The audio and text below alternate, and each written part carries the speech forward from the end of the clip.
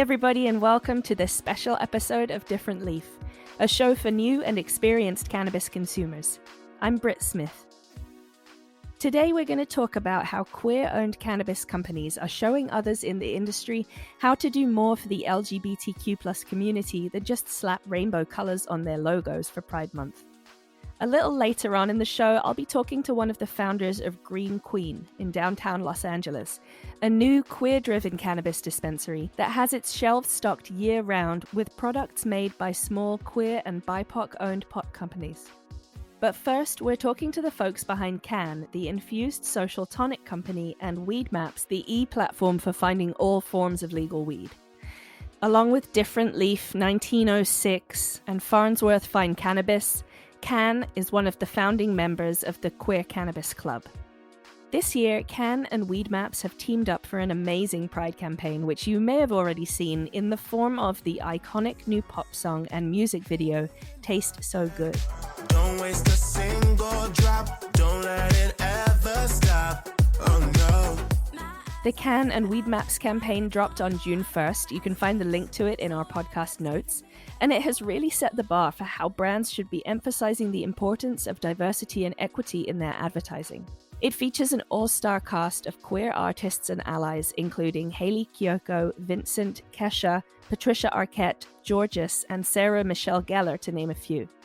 The song itself is heavily inspired by Lady Marmalade, and in the video we get to watch beloved drag queen Cornbread and gay Olympic skier Gus Kenworthy enjoying a couple of cans of CANN-infused tonic in bed together before the cast dances in bold vinyl outfits with some strong references to Britney's unforgettable Pepsi commercial. According to CANN, the track is all about pushing the limits of every spectrum in queer culture and painting a current picture of what inclusion really looks like. So let's check in with co-founder of CANN, Luke Anderson, and head of marketing at WeedMaps, Juanjo Feijo. We'll be back after this quick break.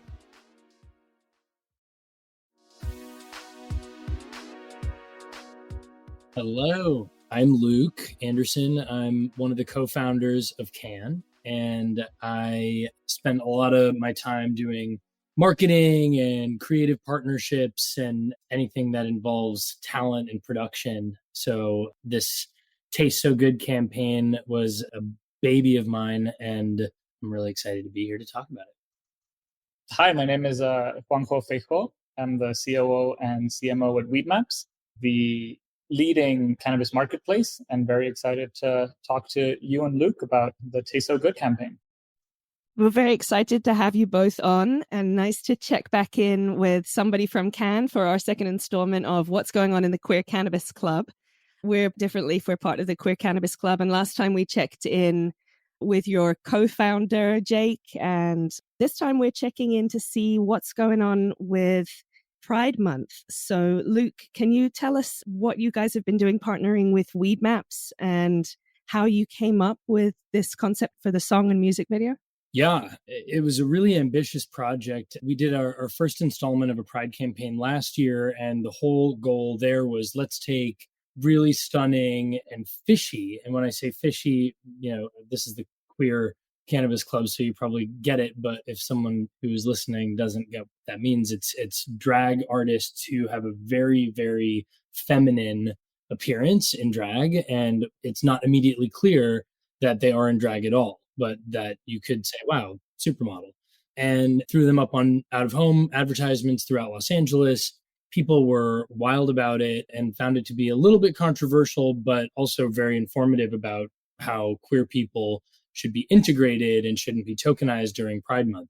This year, a lot of folks, including Terry Stanley at Adweek, who actually introduced me to Juanjo, said, well, what are you going to do this year? And I was fresh off of a very, very traumatic experience. My mom died after a really hard battle with brain cancer. And she was someone who really encouraged me to be myself and made my coming out as queer not an issue whatsoever, which is in stark contrast to, I think, how a lot of queer people grow up in the US. And so I really felt inspired to go bigger and to create some explosion of queer happiness and be inclusive rather than just positioning queer people in the same way that a traditional beverage company would position women, which, has its own set of issues, how do you cast a diverse and inclusive group of people where straight allies are as many in number as trans women of color? I think that ultimately, if queerness is going to be commonplace and if queer people are not going to be marginalized, everyone has to treat a queer child the same way that my mom does, or the way that Sarah Michelle Gellar treats her children. And so this campaign was a music video / ad that references Britney's iconic Pepsi commercial, and then also has an original song to it that is good enough to be a top 40 radio hit, we believe. So by just making queerness front and center, but making it inclusive and making it feel just like a normal, big, high production consumer goods advertisement, it not only allows queerness to be positioned as mainstream and queer people to belong, but it helps to further something that's really core to WeedMaps and CANN's mission, which is making cannabis belong, making cannabis not be positioned as this not good thing that we don't understand very well. And I have to thank TL and especially thank Juanjo, because campaign would not have been possible if WeedMaps and CANN didn't come together, join forces, and collaborate on bringing it to life. Not only is it really important for cannabis brands to stick together and to be 1 + 1 = 5 when it comes to their campaign work, given all the federal legalization stuff that we're up against, but for like-minded, forward-thinking cannabis brands to do things that are very, traditional advertising, so that we can really break out of this stoner side niche culture and become just ubiquitous. Absolutely. I love the idea of making the space more inclusive. Juanjo, tell me about how WeedMaps took on this sort of partnership and what you guys were bringing to the table here. I will not take anything away from Luke. This is 100% his baby, his vision, and his team did a phenomenal job in bringing it to life. I think Luke kind of alluded this to kind of like the role that WeedMaps wanted to play in this campaign and in general in many of the campaigns we get involved with, right? So like, you think about our mission as a company, we've been around a long time, coming up on 14 years now, but our mission as a company is to power a transparent and inclusive global cannabis economy, right? And it was very conscious for us to include that word inclusive in the company mission, because if you look at the history of cannabis, despite the fact that cannabis has been so marginalized and so in the shadows for so long, it's always been inclusive. And it's always been about empowering and enabling different groups of individuals to move causes forward or to move, communities forward. And what we have always believed very strongly is that we wanted to be true to the cannabis community. We didn't want to be outsiders coming in. We started from when cannabis was just medically legal in California. And like Luke mentioned, we were introduced by TL at a cannabis party. Thought it was a great party. We had a lot of fun, and we were chatting about, how we may be able to work together. And, both being fans of the brand, but also truly believing in kind of like the story and the mission, the alignment seemed almost perfect between the two brands. And what we saw ourselves as was we could be kind of like enablers and superchargers of the idea. We have great distribution amongst cannabis consumers in the US. And so we thought we'd be good avenues to get that story out, the story of the campaign out, and to get the story of the campaign out probably to many cannabis consumers that wouldn't otherwise have seen it, right? And I think that's part of what we wanted to do and why we were excited to come together, try to make this campaign a reality. Well, I did take a look at the video, of course, and we're going to play a little audio clip for our listeners so you guys can hear this song as well.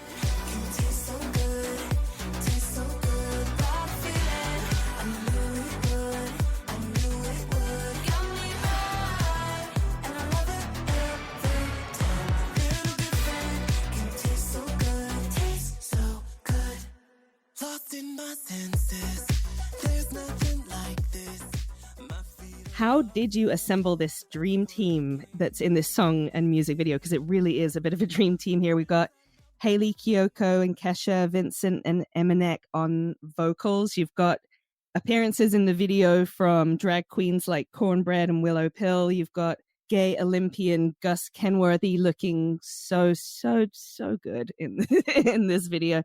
Luke, tell me how you got all of these great folks together.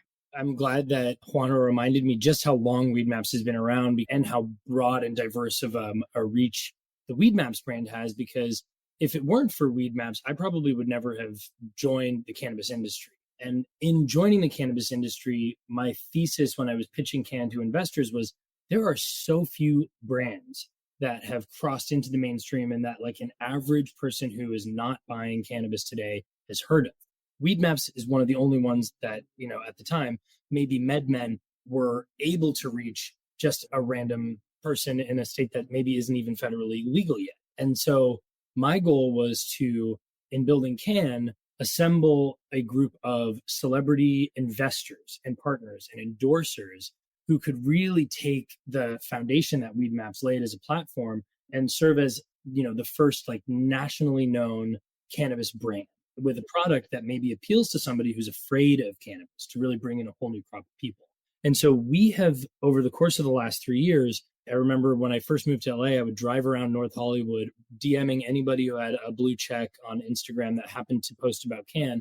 And I would show up to their house and I would just walk in with a 24 pack and be like, all right, how'd you find it? Do you have any other friends? Like, we need to get the word out about this thing.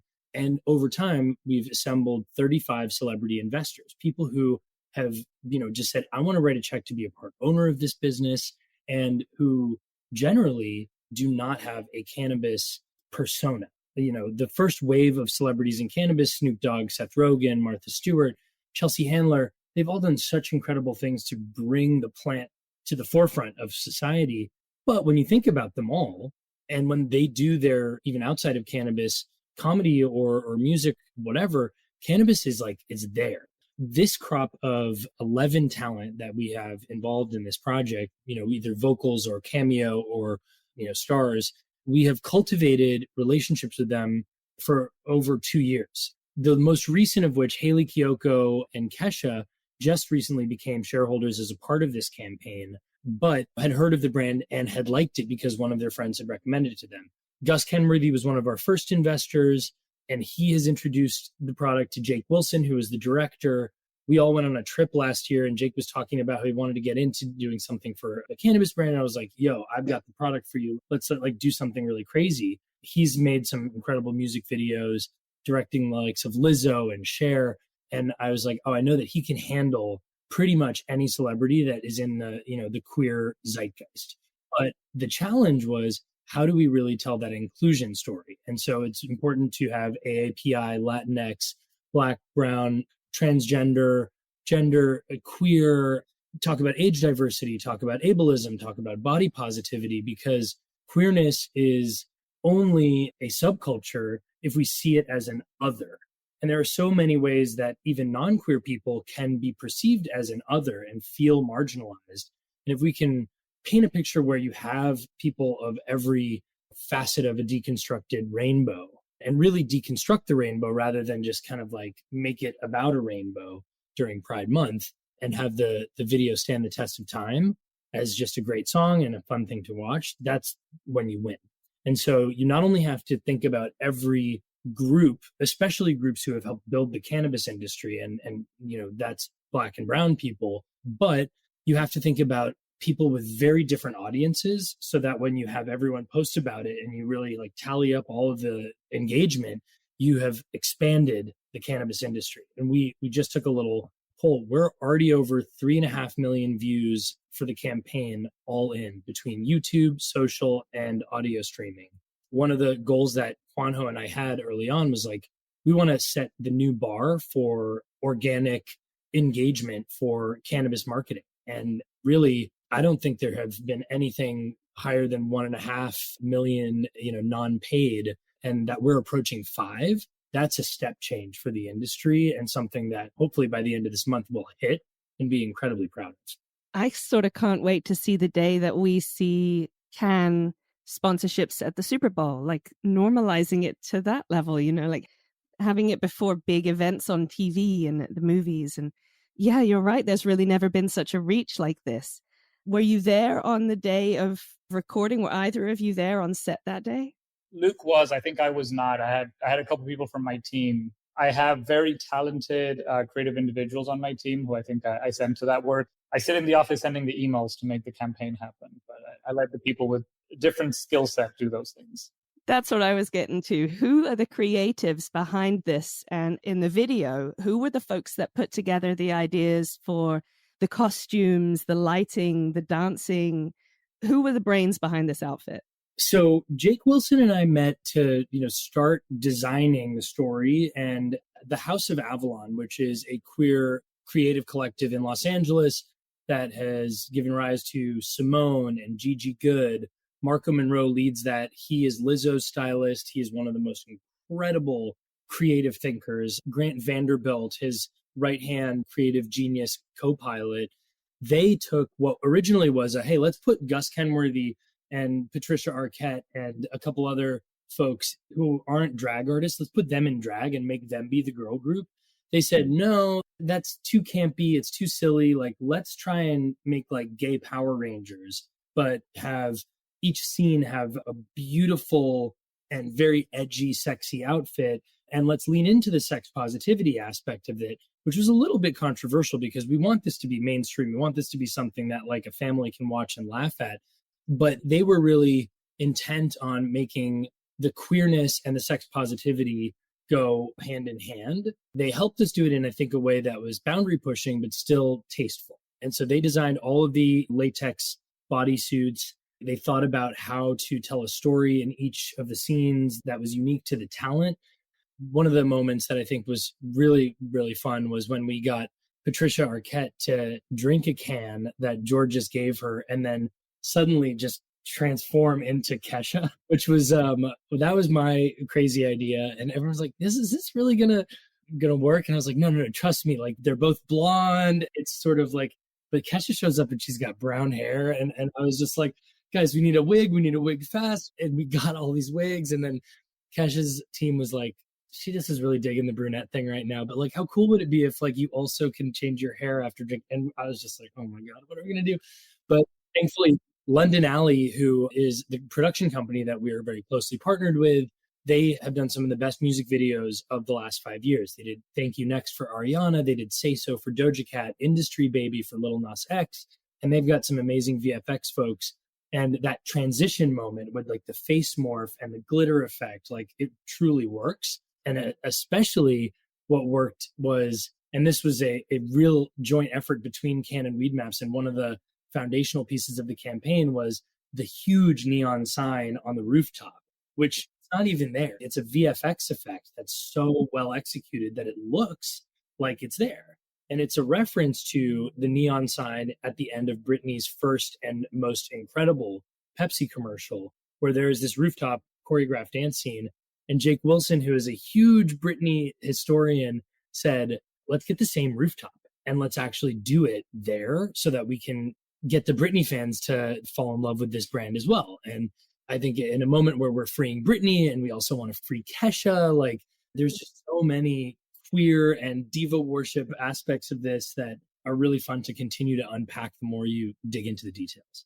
That is such a cool little detail, a little homage paid there to Britney Spears. I love that. Oh, and one other fun fact is originally, even the day before the campaign, it was not supposed to be Kesha and it was not supposed to be Sarah Michelle Gellar in the video. So the day before, neither of them were cast.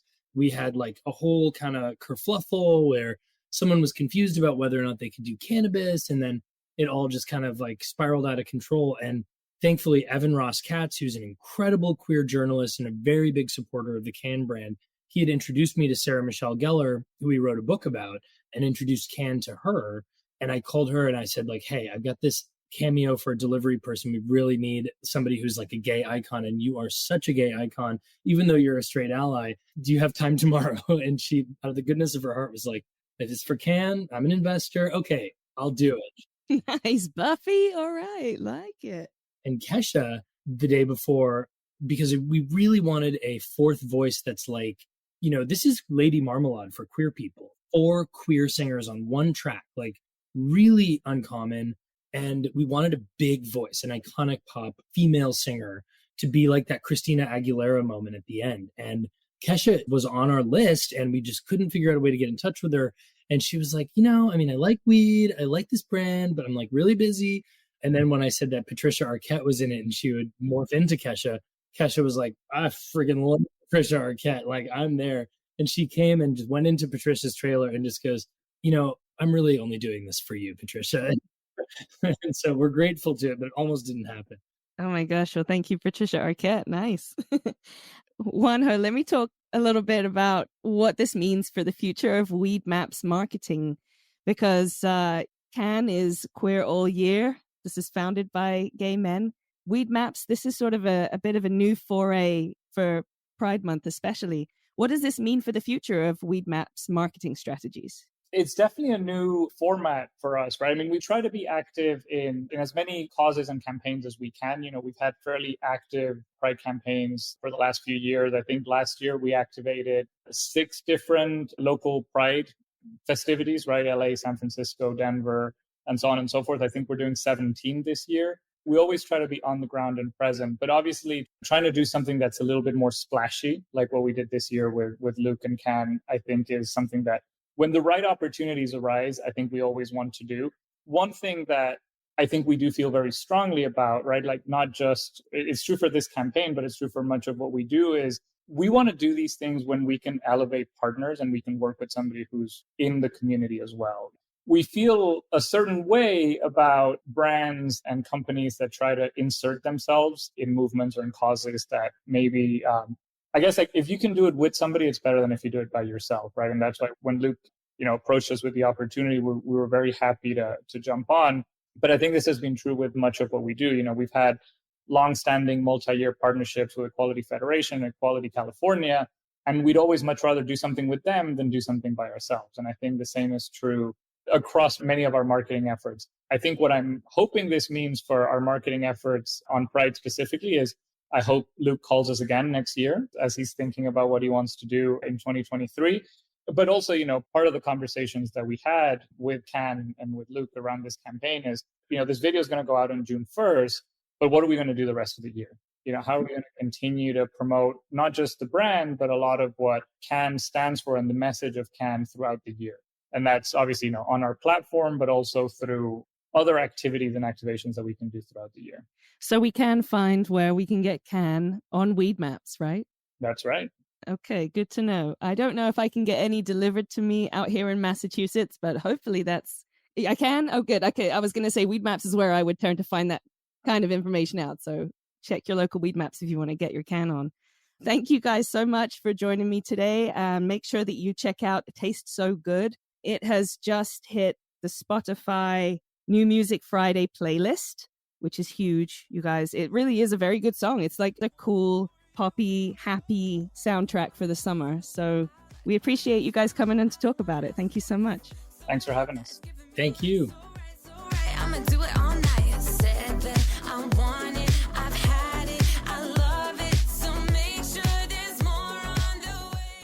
Next, let's check in with Andres Rigal, a co-founder of Green Qween in downtown LA, one of California's first queer-owned and operated cannabis dispensaries. But the folks behind Green Qween are doing more than just increasing queer representation in the legal cannabis industry. Proudly proclaiming themselves to be queer all year, Andres and his co-founders have created a model that continually supports its fellow local queer-owned cannabis brands. For instance, Green Qween stocks products on the shelves that are made by folks from the queer community and from communities of color at their prime location on Broadway. They hire low-income and unhoused queer people thanks to a local workforce partnership. They help fund the downtown LA Proud Community Center, and they've got an incubator program to help small local queer-owned marijuana brands grow in the competitive cannabis marketplace. So I asked Andres what the concept was for the Green Qween dispensary.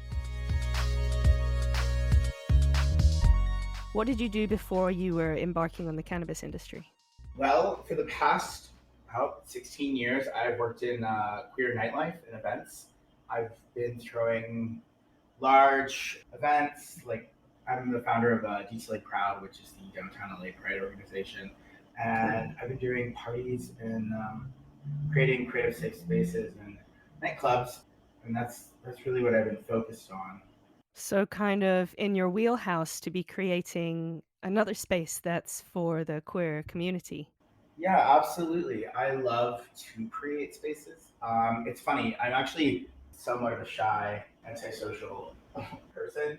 and I work in an industry that is like all about people and with nightlife, and being center of the stage and whatnot. But I just loved to create, and it just so happened that I fell into nightlife, and I just found so much joy in just the whole process of like coming up with a concept and launching it, and then creating this like magical space for people to show up. And so I always told everyone, even before I knew that I was going to get into cannabis, that I was like, today it's nightlife, and tomorrow it could be something completely different.